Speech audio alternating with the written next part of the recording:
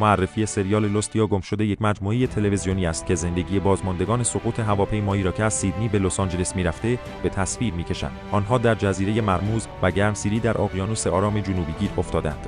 در طول هر قسمت معمولاً بخش‌هایی از زندگی شخصیت‌های داستان در جزیره و بخش‌هایی از زندگی گذشته یا گاهی آینده آنها را می‌بینیم.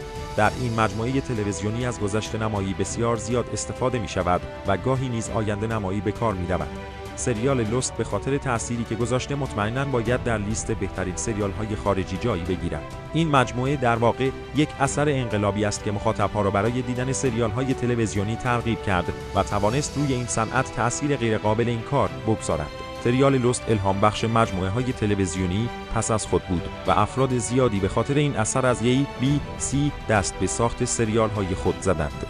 این سریال پرطرفدار که توسط دیمن لیندلوف ساخته شده، داستان گروهی از افراد را دنبال می‌کند که پس از سقوط یک هواپیما در جزیره‌ای مرموز به هوش می‌آیند و برای زنده ماندن تلاش می‌کنند. این اثر که می‌توان آن را یکی از برترین سریال‌های تاریخ در ژانر علمی تخیلی هم دانست، به خاطر داستان پررمز و راز و مهیجی که دارد، حسابی نظرتان را جلب می‌کند.